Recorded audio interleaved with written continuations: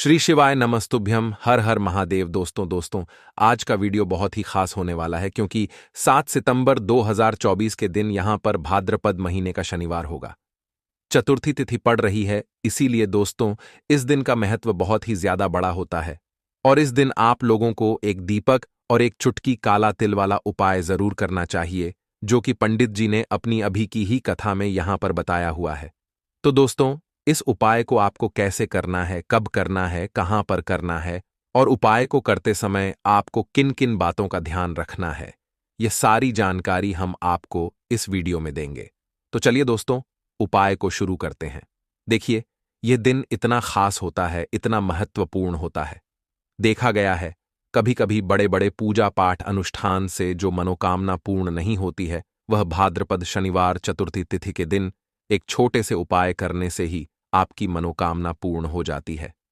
और बहुत सारे लोगों ने इस उपाय को किया भी है और उनको इस उपाय को करने का फल भी जरूर मिला है। अगर आप लोग भी इस उपाय को 7 सितंबर 2024 भाद्रपद शनिवार चतुर्थी तिथि के दिन करना चाहते हैं, तो आप इस उपाय को पहले अच्छे से समझ लेना, सुन लेना, उसके बाद करना, आपको इस उपाय का फल जरूर मिलेगा। दोस्तों अब हम समझते हैं इस वाले उपाय को हमें करना किस समय है। तो सबसे पहली बात दोस्तों, हम समझते हैं कि यह एक दीपक वाला उपाय करना किसको है। तो देखिए यहां पर सीधी सी बात है कि यह एक दीपक और एक चुटकी काले तिल वाला उपाय यह किस लिए किया जा रहा है।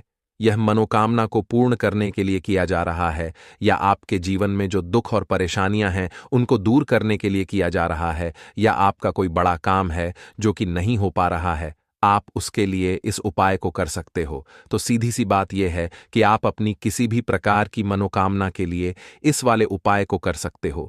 तो यह उपाय वह व्यक्ति कर सकता है जिस व्यक्ति को अपनी किसी भी प्रकार की मनोकामना भगवान शिव जी से पूर्ण करवानी हो।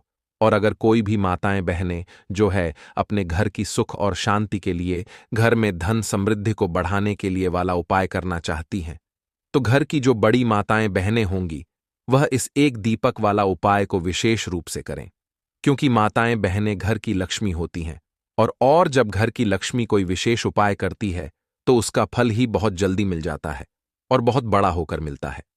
अन्यथा इस उपाय को कोई भी व्यक्ति कर सकता है, चाहे वह बड़ा हो, चाहे वह छोटा हो, चाहे वह बच्चा हो। जिस व्यक्ति को यह एक दीपक वाला उपाय समझ आ गया, वह व्यक्ति इस एक दीपक वाला उपाय को भाद्रपद शनिवार चतुर्थी तिथि के दिन जरूर करें, क्योंकि उसको इस उपाय को फल बहुत ही जल्दी मिल जाएगा। क्योंकि चतुर्थी तिथि के दिन भगवान शिव जी बहुत आसानी से प्रसन्न हो जाते हैं। तो आइए अब हम समझते हैं कि इस एक दीपक वाला उपाय को आपको करना कैसे है और इस उपाय को करने का जो समय है वह क्या है। तो देखिए, इस 7 सितंबर 2024 भाद्रपद शनिवार चतुर्थी तिथि के दिन किए जाने वाले यह एक दीपक वाला जो उपाय है, यह मुख्य रूप से सुबह के समय होगा। किस समय होगा? सुबह के समय होगा। आपको कोशिश यही करनी है कि सुबह के समय हम इस एक दीपक वाला उपाय को कर लें। पर किसी कारणवश अगर आप सुबह इस उपाय को न कर पाओ, आपको कहीं काम से जाना हो या किसी और काम की वजह से आप उपाय को ना कर पाओ, तो आपके पास फिर दूसरा मौका रहेगा, जो कि शाम के समय का रहेगा, प्रदोष काल का रहेगा। अब भाई, प्रदोष काल का समय भी एक बहुत ही लोगों के मन में प्रश्न बन जाता है कि भाई यह समय होता कब है, कितने बजे से लेकर कितने बजे यह समय होता है, ताकि कि हमें उपाय के लिए जो है करने का समय पता लग जाए। तो हम आपको बता दें, प्रदोष काल का जो एक समय होता है, शाम का समय, वह होता है शाम के 6 बजे से लेकर शाम के 7 बजे के बीच का। इस समय के बीच में आप उपाय को करेंगे तो आपको उस उपाय का जरूर फल मिलेगा। तो शाम के 6 बजे से लेकर शाम के 7 बजे के बीच में आप लोग इस एक दीपक वाला उपाय को कर सकते हो। तो बहुत सारे लोग यहां पर यह प्रश्न भी जरूर करेंगे कि भाई हम तो नौकरी पर जाते हैं, हम अपनी ड्यूटी पर जाते हैं और आने में हमें देर हो जाती है, तो उस जगह पर हमें क्या करना चाहिए। तो देखिए, उन लोगों को भी टेंशन लेने की जरूरत नहीं है। अगर आप लोग इस उपाय को शाम के समय प्रदोष काल में कर रहे हैं और अगर आप आने में देरी भी हो जाती है, आपको आने में 7 बजे तक आप नहीं पहुंच पाते हो, तो तो भाई आप 7 या रात 8 बजे तक भी अगर उपाय को करोगे तो भी चल जाएगा। और अगर इससे भी थोड़ा देर हो जाती तो भी आप उपाय को कर सकते हो, क्योंकि दोस्तों 7 सितंबर 2024 भाद्रपद शनिवार चतुर्थी तिथि का दिन है। यह दिन बहुत ही कम आता है पूरे साल भर में, इसलिए जब आपको मौका मिल जाए, जब आप इस उपाय को जरूर कर लेना। कोई भी उपाय हो, आप कभी भी कर सकते हो। चतुर्थी तिथि के दिन बस कोशिश करना कि समय के थोड़ा मतलब अंतर्गत ही कर लो, पर किसी कारणवश अगर ना कर पाओ तो फिर आप थोड़ा थोड़ा देरी से भी कर सकते हो। आपको उपाय का फल जरूर मिलेगा। देखिए, बहुत सारे लोग हैं जिन्हें पता भी नहीं होता है कि शनि की कोई महादशा कुंडली में चल रही है, लेकिन इसका अंदाजा आप लगा सकते हैं। जैसे मान लीजिए कि आपके घर में दुर्घटनाएं होती हैं, आपके घर में अचानक से किसी की चोट लग जाती है, कोई अचानक से बीमार पड़ रहा है, या फिर आपके घर में लड़ाई झगड़ा क्लेश बहुत रहता है और आप अपने जीवन के दुखों से इतना परेशान हो चुके हैं कि आपके घर में पैसे की कमी भी आ रही है, घर में बीमारियां भी बढ़ रही हैं, हर प्रकार का दुख आपके जीवन में आपके घर में बढ़ रहा है, तो कहीं ना कहीं आपकी कुंडली में शनि की कोई ना कोई महादशा चल रही है। आपको बता दें कि शिवजी जो है यह न्याय के देवता हैं, और साल 2024 जो है यह शिवजी का ही साल है। और इस साल में यदि कोई भी व्यक्ति शिवजी को प्रसन्न कर लेता है तो ऐसा समझ लीजिए कि वह व्यक्ति धन से जुड़ी समस्याओं को भी जीवन से दूर कर देता है। अपने जीवन में आने वाले हजारों लाखों करोड़ों जितने भी दुख आपके जीवन के हैं, ना कष्ट हैं, उन्हें आप दूर कर देते हैं अगर आप शिवजी को साल 2024 में प्रसन्न कर लेते हैं। अब देखिए, शिवजी का साल है और शिवजी की कृपा अगर इस साल में किसी को मिल गई तो आने वाली पीढ़ियां भी धन में खेलती हैं। साथ ही साथ शनि की जो भी पीड़ा आपको परेशान कर रही है वह पीड़ा अभी दूर होती है और शनि देव का आशीर्वाद आपको मिलता है। अब बात कर लेते हैं कि काला तिल क्यों इतना महत्वपूर्ण हो जाता है। शिव जी की पूजा में देखिए, जो काला तिल होता है, वैसे तो बहुत सारी पूजा पाठ में हम इसको इस्तेमाल करते हैं, लेते हैं, किंतु आपको बता दें कि शिव जी की पूजा में कोई भी व्यक्ति यदि काले तिल का उपयोग कर लेता है, काले तिल के उपाय कर लेता है, तो यह बहुत चमत्कारी होते हैं, क्योंकि काले तिल का जो संबंध होता है यह शनिदेव से होता है, और शनि के प्रकोप से आपको यदि छुटकारा पाना है, शनिदेव को प्रसन्न करना है, तो काले तिल का उपाय आप शनिवार चतुर्थी तिथि के दिन जरूर करें। अब देखिए, चाहे तो आपकी कुंडली में शनि की पीड़ा आपको को परेशान कर रही है, राहु केतु आपकी कुंडली में अशुभ प्रभाव दे रहे हैं, तब भी आपको काले तिल का उपाय करने से बहुत लाभ होगा और आपके जीवन में जितने भी दुख हैं, संकट हैं, कष्ट हैं, चाहे आप पैसे को लेकर परेशान हैं, बीमारियों को लेकर परेशान हैं, घर में लड़ाई झगड़ा क्लेश बहुत होता है, घर की तरक्की नहीं हो रही है, लोग जीवन में आगे नहीं बढ़ रहे हैं, हर प्रकार का दुख आपके जीवन से दूर होता है। बात कर लेते हैं सबसे पहले उपाय की, ठीक है ना, जो कि चतुर्थी तिथि के दिन आपको करना है, एक दीपक से ही। तो पहला उपाय जो है यह है धन की। जितनी भी समस्याएं हैं उन्हें दूर करने के लिए, चाहे तो आपके पास धन आ नहीं रहा है, धन रुक नहीं रहा है, या फिर धन की जो बर्बादी है आपके घर में वह बहुत ज्यादा लगी हुई है ना, तो जिन लोगों को पैसा चाहिए, धन की बर्बादी को जो लोग रोकना चाहते हैं, जो लोग चाहते हैं कि हमारे पास ज्यादा से ज्यादा पैसा आए और हमारा पैसा प्रतिदिन बढ़े, हर साल बढ़े हैं ना, जैसे जैसे हमारी पुश्तें बढ़े वैसे वैसे पैसा बढ़े, तो एक दीपक का यह उपाय आपको करना है। शनिवार चतुर्थी तिथि के दिन अगर आपके घर में किसी को बुरी नजर लगी है, किसी ने कुछ कराया है, कुछ ऐसी चीजें भी हैं, तो आपके जीवन से यह सारी चीजें दूर हो जाती हैं। करना क्या है, एक छुटकी का काला तिल लेना है, एक मिट्टी का दीपक लेना है, प्यारा सा आप आटे का भी ले सकते हैं, उसी दीपक के अंदर आपको सरसों का तेल डालना है और एक चुटकी काला तिल डालना है। अब यह दीपक आपका तैयार हो गया। अब इस दीपक को आपको लगाना है शिवजी के मंदिर में जाकर शनिवार चतुर्थी तिथि के दिन शाम के समय में। अब बहुत सारे लोगों के घर के आसपास हैं, ना मंदिर नहीं होता है, तो देखिए, पीपल का पेड़ हर जगह पर होता है, चाहे शहरी इलाका हो गया, गांव का इलाका हो गया, सभी जगह पर पीपल का पेड़ होता ही होता है। वह लोग क्या करेंगे, शनिवार के दिन पीपल के पेड़ के नीचे जाएंगे और यह दीपक शाम के समय में पीपल के पेड़ के नीचे लगाकर आएंगे, और जिन लोगों के घर के आसपास शिवजी का मंदिर है वह मंदिर में जाकर लगाकर आएंगे। सिर्फ और सिर्फ आपको यह उपाय 4 शनिवार करना है। 4 शनिवार को आप करें। 4 शनिवार तक यह उपाय आप देखेंगे कि शनि की जो पीड़ा है वह शांत हो जाएंगी और शिव जी आपसे हमेशा प्रसन्न रहेंगे। शनि की साढ़े साथी शनि ढैया भी दूर होगी और शनि की कृपा अगर किसी को मिल जाती है तो वह व्यक्ति अपने जीवन में दुख कभी देखता नहीं है, सिर्फ और सिर्फ उसके जीवन में सुख आते हैं। बहुत ही उत्तम उपाय है। यह एक दीपक आपके जीवन में चमत्कार का काम करता है। राहु केतु से भी आपको राहत मिल जाती है जो अशुभ प्रभाव दे रहे होते हैं और शनि की पीड़ा भी शांत हो जाती है। साथ ही साथ आपको बता दें कि जो काला तिल होता है यह श्री हरि विष्णु को बहुत ही प्रिय होता है, तो धन से जुड़ी समस्याएं बिल्कुल जीवन से दूर हो जाएंगी। बात कर लेते हैं अब अपने दूसरे उपाय की शनि की पीड़ा से कैसे आप बच सकते हैं, कैसे शनि की पीड़ा को शांत कर सकते हैं और कैसे आप शनि देव को प्रसन्न कर सकते हैं। चाहे तो शनि की साढ़े साथी हो गई, शनि ढैया हो गई, शनि की कोई भी महादशा हो गई, बड़ी से बड़ी महादशा को दूर करने का महा उपाय देखिए। आपको क्या करना है, एक मुट्ठी काला तिल लेना है, ठीक है ना। घर में जितने भी सदस्य हैं उनके सर के ऊपर से, ठीक है न, सिर के ऊपर से कितनी बार वारना है? 7 बार। एक मुट्ठी काले तिल को उल्टी दिशा में 7 बार वारना है। बार का मतलब होता है, बरने का मतलब होता है उतारना, घुमाना। सर के ऊपर से कितनी बार? 7 बार, ठीक है ना। वार कर उत्तर दिशा में, आपके घर में छत पर आप जाएं, बालकनी में, कहीं से भी जहां से उत्तर दिशा में इसे फेंक सके, उत्तर दिशा में आपको इसे फेंक देना। जितनी भी आपके जीवन में धन से जुड़ी समस्याएं हैं, जो कर्जे से जुड़ी समस्याएं हैं, पैसा नहीं आ रहा है, इस तरह की सारी समस्याएं जीवन से दूर हो जाती हैं जब आप काले तिल का यह छोटा सा उपाय शनिवार के दिन कर लेते हैं। 2 से 3 शनिवार ही आपको यह उपाय करना है और इसमें लाभ आपको देखने को मिल जाएगा, तो जरूर करें। बहुत ही उत्तम उपाय है यह धन से जुड़ी समस्याओं को दूर करने के लिए। तो चलिए अब बात कर लेते हैं अपने तीसरे उपाय की। देखिए, अगर आपके घर में लड़ाई झगड़ा बहुत ज्यादा होता है, घर का वातावरण कभी भी शांत नहीं रहता, कोई किसी से लड़ रहा है, अब घर में लड़ाई होगी तो घर में पैसे की कमी होगी ही होगी, क्योंकि जिस घर में लड़ाई झगड़ा वहां हमेशा धन की कमी पाई जाती है, क्योंकि मां लक्ष्मी कभी ऐसे घर में वास नहीं करती हैं। अब लड़ाई झगड़ा अपने घर का दूर कर दीजिए, धन से जुड़ी समस्याएं अपने आप दूर हो जाएंगी।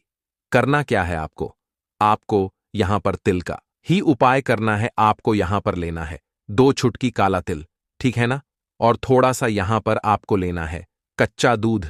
कच्चे दूध के अंदर आपको काला तिल मिलाना है, तो कच्चे दूध में आपको काला तिल मिलाना है। थोड़ी सी चीनी इसके अंदर डाल लेनी है। अब यह दूध मीठा हो जाएगा। अब यह मीठा दूध काले तिल वाला है ना, जिसके अंदर आपने काला तिल भी डाला है। यह दूध आपको पीपल के पेड़ की जड़ में शनिवार के दिन चढ़ाकर आना है, पीपल के पेड़ की जड़ में। तो जब यह कच्चा दूध आप पीपल के पेड़ की जड़ में चढ़ाएंगे, तिल वाला मीठा दूध, तब आपको क्या बोलना है, ओम नमो भगवते वासुदेवाय नमः।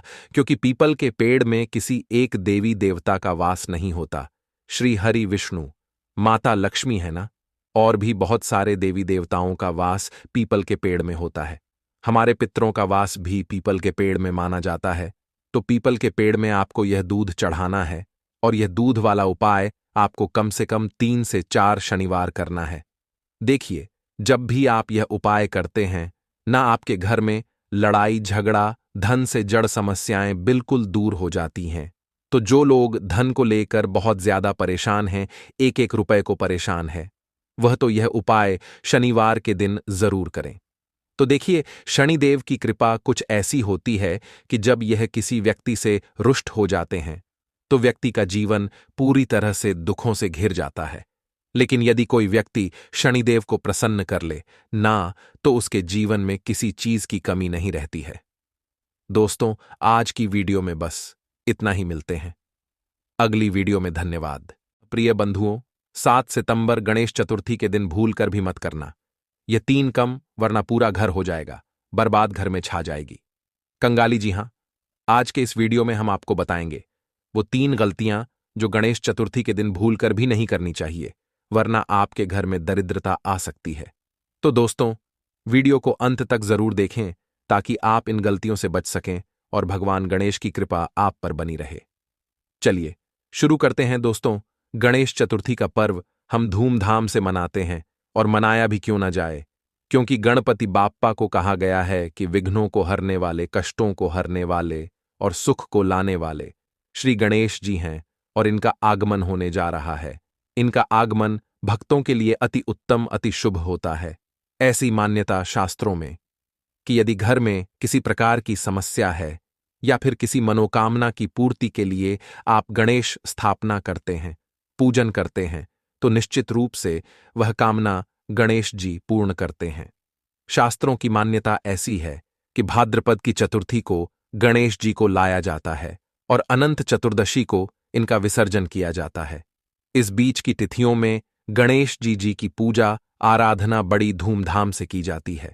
इनको दूर्वा अर्पित की जाती है, मोदक आदि का भोग लगाया जाता है, दोनों समय की विशेष पूजा आरती की जाती है और अंत में अनंत चतुर्दशी के दिन इनका विसर्जन किया जाता है।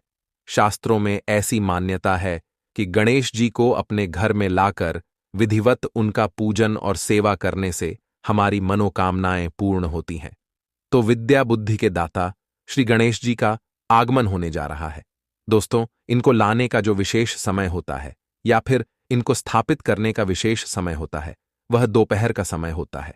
कारण यह है कि इनका जन्म हुआ था दोपहर के समय, तो इसलिए यह उत्सव दोपहर में ही मनाया जाता है। विशेषकर स्थापना जो होती है वह दोपहर में ही होती है। गणेश जी की मूर्ति से जुड़ी बहुत सारी कुछ बातें हैं जो कि जानना अत्यंत आवश्यक है। वैसे तो हम बिल्कुल नहीं कहेंगे कि कोई भी गणेश जी की मूर्ति अशुभ होती है। हाँ, उसके मायने, उसके कारण बदल जाते हैं, क्योंकि जैसे हमारे शास्त्रों की मान है कि बहुत बड़ी मूर्ति की पूजा सेवा हम अपने घर में नहीं कर सकते, तो ऐसा बिल्कुल मतलब नहीं है कि आपके घर पर रखी हुई बड़ी मूर्ति अशुभ है। हाँ, अशुभ इसलिए है कि आपने उसके बराबर उसकी सेवा पूजा नहीं कि। आगे बढ़ने से पहले आपसे रिक्वेस्ट करते हैं कि अगर आप भी अपने जीवन में भगवान गणेश की कृपा पाना चाहते हैं तो इस वीडियो को लाइक करके कमेंट में जय श्री गणेश लिखना ना भूलिए। दोस्तों, वैसे गणेश जी की मूर्ति में भी कुछ बातें ध्यान रखनी चाहिए। यदि आप गणेश जी की मूर्ति को लाने जा रहे हैं तो एक चीज का ध्यान रखें कि मूर्ति किस चीज की ला रहे हैं। यह भी आपकी कामनाओं के ऊपर आधारित है। सबसे शुभ जो मूर्ति होती है, श्रेष्ठ मूर्ति होती है, वह सफेद आग की झड़ से जो गणेश जी निकलते हैं, जिन्हें श्वेता गणेश बोला जाता है, वह मूर्ति सबसे शुभ होती है। तो यदि इस प्रकार के गणेश जी को आप अपने घर में लाते हैं तो रिद्धि सिद्धि लक्ष्मी या फिर किसी भी कामना के लिए आप लेकर आए, यह मूर्ति बहुत ज्यादा श्रेष्ठ होती है।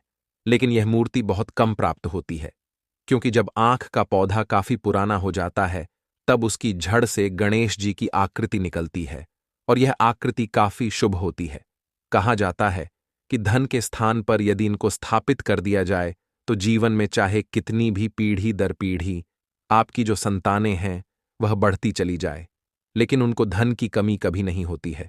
तो खैर, चलिए, यह गणेश जी तो नहीं मिलेंगे। यदि मिले तो जरूर लाइए। और आपको एक चीज ध्यान रखनी है, यदि आप अपने घर में पूजा प्रार्थना के लिए गणेश जी की स्थापना करना चाहते हैं, इनको रखना चाहते हैं, लाना चाहते हैं, तो आप हमेशा बैठी हुई प्रतिमाएं ही लाए, क्योंकि शास्त्रों में कहा गया है कि बैठे हुए गणेश की पूजा आराधना घर में करने से लक्ष्मी की कृपा होती है, कामनाओं की पूर्ति होती है। तो यदि घर में आप गणेश जी को लाने की सोच रहे हैं या फिर लाने वाले हैं तो बैठी हुई प्रतिमा का ही चयन करें। अगली चीज है कि गणेश जी की प्रतिमा लाते समय घर के लिए लाए या फिर ऑफिस के लिए लाए, उसमें फर्क हो सकता है। आपको बताना चाहेंगे कि यदि आप अपने ऑफिस, दुकान या फिर अपने प्रतिष्ठान में लाकर के इनका पूजन आराधना करके विसर्जन करना चाहते हैं तो ऐसे में आप खड़े गणेश की प्रतिमा भी ला सकते हैं। कहा जाता है कि इससे व्यापार दिन दुगनी रात चौगुनी पड़ता है। यदि कोई कला वर्ग के विद्यार्थी है, यानी कि नृत्य, गायन इत्यादि के, तो वे खड़े गणेश जी की प्रतिमा लाकर पूजन विसर्जन कर सकते हैं। बस घर में जो आपको प्रतिमा लानी है वह बैठे हुए गणेश की प्रतिमा लानी है, यह ध्यान रखें। प्रतिमा लाते समय एक चीज का ध्यान आपको और रखना है। घर में प्रतिमा लाते समय आपको वाममुखी गणेश जी हिलाने हैं। वाममुखी का अर्थ हुआ बाएं की तरफ मुड़ी हुई सूंड वाले गणेश की प्रतिमा, यह घर के लिए ज्यादा शुभ होती है। अब दाहिनी तरफ जब मूर्ति की सूंड होती है, उस मूर्ति के लिए पूजा और सेवा की अधिक आवश्यकता होती है, इसलिए कहा जाता है कि गणेश जी की प्रतिमा हमेशा वामुखी होनी चाहिए, यानी बाई तरफ सूंड जिनकी घूमी हुई हो वही गणेश शुभ होते हैं हमारे घर के लिए। अन्यथा जो दाईं तरफ सूंड वाले गणेश होते हैं वह जल्दी रुष्ट होते हैं। यदि हमसे कोई भूल हो जाए तो रुष्ट होते हैं। अभी इसका अर्थ आप यह बिल्कुल ना समझे कि गणेश की प्रतिमा किसी के लिए कल्याणकारी नहीं होती है। ठीक वही बात जो कि हमने आपको उदाहरण से समझाई कि बड़ी मूर्ति भी श्रेष्ठ होती है, लेकिन हम घर में नहीं रख सकते क्योंकि हम उनकी उचित पूजा सेवा आराधना नहीं कर सकते। उसी तरह जो दाएं तरफ सूंड वाले गणेश जी होते हैं उनको अत्यधिक सेवा प्रार्थना की जरूरत होती है जो कि हमसे नहीं हो पाती है। तो इसीलिए एक नियम बनाया गया है कि गृहस्थ धर्मयोद्धा करना चाहिए, फिर विसर्जन करना चाहिए। जैसा कि आप सभी जानते हैं कि प्लास्टर ऑफ पेरिस की मूर्तियां उतनी श्रेष्ठ नहीं होती हैं, और यदि आप मिट्टी के गणेश जी लाते हैं, पूजन करते हैं, विसर्जन करते हैं, तो यह ज्यादा श्रेष्ठ होता है। यदि आपको इस तरह की गणेश की प्रतिमा मिले तो अधिक श्रेष्ठ है। अब बात करते हैं रंग कि किस रंग के गणेश जी की प्रतिमा लाना आपको बहुत शुभ होगा। तो देखिए, केसरिया रंग के गणेश की प्रतिमा लाते हैं तो सर्व सुखदायक केसरिया रंग के गणेश होते हैं। दूसरी चीज, हरे के रंग के गणेश की प्रतिमा भी रखी जाती है। अलग अलग कामनाओं के लिए अलग अलग तरह के गणेश की प्रतिमा रखी जाती है। यदि आप संतान प्राप्ति के लिए गणेश जी की प्रतिमा लाना चाहते हैं, उनका पूजन विसर्जन करना चाहते हैं, तो गणेश जी का जो बाल रूप है वैसे ही प्रतिमा लाकर के पूजन कर अनंत चतुर्दशी के दिन इनकी विदाई करें, इनका जल में विसर्जन करें। इस बात का ध्यान रखें। और यदि आप घर में मूर्ति रखना चाहते हैं तो बहुत छोटी सी 3 इंच से छोटी मूर्ति घर में लाकर के घर के मंदिर में स्थापित कर सकते हैं, तो आप ऐसा ही करें। अब बात करेंगे स्थापना की। आपको एक चीज और बता दें कि कई लोगों के प्रश्न आते हैं कि गणेश जी की प्रतिमा 6 तारीख को हम ला सकते हैं या फिर 7 तारीख को लाएं, किस दिन लाना शुभ होगा। तो देखिए, गणेश जी को गणेश चतुर्थी के दिन लाना ही शुभ होगा, जो कि 7 तारीख को है। 6 तारीख को हरिताल का तीज जैसे समाप्त होगी। 7 तारीख को आप गणेश जी को ला सकते हैं। गणेश स्थापना का जो सबसे शुभ मुहूर्त है वह 11 बजे से प्रारंभ होकर दोपहर 1:08 तक है। इस बीच आप गणेश जी की प्रतिमा लाकर उनकी स्थापना कर सकते हैं। गणेश जी की स्थापना की बड़ी साधारण सी विधि है। सबसे पहले तो आप मंदिर के बाहर बैठ जाए। मंदिर में तो बहुत सारी मूर्तियां होती हैं, लेकिन आपको मंदिर के जो देवता हैं उनसे अलग रख करके यदि आपने चौकी लगाई तो यह ज्यादा श्रेष्ठ माना जाता है, क्योंकि आपने अलग से कोई बड़ा अनुष्ठान किया है। इसलिए आपको अलग से लाल रंग का कपड़ा इसी चौकी पर बिछा करके उस पर आपने जो नई मूर्ति प्रतिमा लाई है या फिर आपके घर में जो पड़ी हुई प्रतिमा है, आप उनको भी बहुत अच्छी तरह से साफ करके, यदि धातु की प्रतिमा है तो स्नान वगैरह कराएं, और यदि फोटो है तो भी आप उसकी स्थापना कर सकते हैं। घर में पड़ी हुई मूर्ति की भी आप स्थापना पूजा कर सकते हैं, और नई मूर्ति लाते हैं तो भी आप उनकी पूजा स्थापना जरूर करें। और आपको कलश जरूर रखना है। कलश आप सभी जानते हैं, कलश में ही हम देवताओं का आवाहन करते हैं। तो कलश रखने की विधि इस प्रकार है कि नीचे चावल का अष्टदल कमल बना ले, या फिर यदि आपके घर में बहुत चूहे हैं तो चावल का ना बनाकर आप थोड़ा सा रोली और हल्दी मिला करके बना ले, और ओम बना ले, स्वास्तिक बना ले, उसके ऊपर कलश रखें। कलश में एक सिक्का ढाल दें, हल्दी डाल दें, सुपारी डाल दें और थोड़ी सी दुर्वा ढाल दें, क्योंकि यह पूजा हम गप करने वाले हैं। दुर्वा जहां होती है वहां शुभता जाती है। उसके बाद आपको क्या करना है, कलश रखने के बाद गणपति की पूजा में यदि मूर्ति धातु की है तो आप उनको स्नान कराएं, पंचामृत से स्नान कराएं, और उनको चंदन इत्यादि और धूप दीप दिखाना, जो साधारण विधि होती है उस प्रकार आपको पूजा आराधना करनी है। अब बारी आती है, गणेश जी को वस्त्र अर्पित करने की मूर्ति आप लाए हैं, बड़ी मूर्ति है, तो आप उनके लिए कोई बड़ा सा कपड़ा, जैसे कि लाल रंग का, पीले रंग का कपड़ा लेकर आए, या फिर रेडीमेड वस्त्र भी मिलते हैं। तो जैसी आपकी क्षमता है वैसे गणेश जी को वस्त्र लाए, कुछ नहीं कर सकते हैं तो मौली धागा, जिसको हमारे शास्त्रों में वस्त्र का स्वरूप मानकर देवताओं को अर्पित किया जाता है, तो वह भी अर्पित कर सकते हैं। और अंत में गणेश जी को मोक्ष सिद्धि के लिए पान जरूर अर्पित करें, क्योंकि गणेश जी को यह विशेष प्रिय होता है। तो आप उनको पान जरूर अर्पित करें। पान में आप एक पान का पत्ता ले ले, 2 लौंग, 2 इलायची रख करके और जब गणेश जी का पूजन हो जाए उनको भोग लगाएं। भोग में आपको पता है गणेश जी को लड्डू, मोदक इत्यादि बहुत पसंद है। आप घर में विशेष प्रिय व्यंजन बनाकर के भी इनको भोग लगा सकते हैं। पूरे दिन यदि आप घर में व्यंजन बनाकर भोग लगाते हैं तो वह बहुत शुभ होगा। पूरे दिन का अर्थ यह बिल्कुल नहीं है। जितने दिन गणेश जी की स्थापना होती है आपको उतने दिन के लिए ही गणेश जी को लाना है। आप एक दिन के लिए भी ला सकते हैं, 3 दिन के लिए, 3.25 दिन के लिए, 5 दिन के लिए, 1.25 दिन के लिए भी गणेश जी को ला सकते हैं। और एक दिन के लिए भी आप गणेश जी की पूजा कर विसर्जन कर सकते हैं। इनकी यदि छोटी मूर्ति है तो आप घर में भी इन्हें रख सकते हैं। तो बस एक दिन के लिए भी आप यह कर सकते हैं। जितनी भी आपकी इच्छा हो और पूर्ण विधि विधान से करना चाहते हैं तो अनंत चतुर्दशी के दिन गणेश जी का विसर्जन होगा। तो आपको एक बार फिर से बता दें कि गणेश जी का जो स्थापना का समय है वह 11 बजे से प्रारंभ होकर दोपहर 1 बजे तक है। इस समय में आप कभी भी गणेश जी की स्थापना करें, इससे पूर्व ना करें, क्योंकि गणेश चतुर्थी की जो स्थापना पूजा होती है वह दोपहर में होती है। क्योंकि गणेश जी का जन्म दोपहर में हुआ था, इसीलिए यह पूजा दोपहर में ही होती है। तो इस प्रकार से गणेश जी की पूजा कर लेनी है और उन्हें दूर्वा की माला अर्पित करें। यदि कोई विशेष कामना है तो दूर्वा की माला जरूर अर्पित करें। जैसे कि थोड़े थोड़े दुर्वा की गांठें लें और इनको एक मोली में या फिर सफेद धागे में बांध ले और बांधकर गणेश जी को अर्पित करें। कहा जाता है कि किसी भी कामना के लिए यदि गणेश जी को 10 दिनों तक दूर्वा की मालाएं अर्पित की जाती है तो गणेश विसर्जन से पूर्व आपकी कामनाएं पूर्ण हो जाती हैं।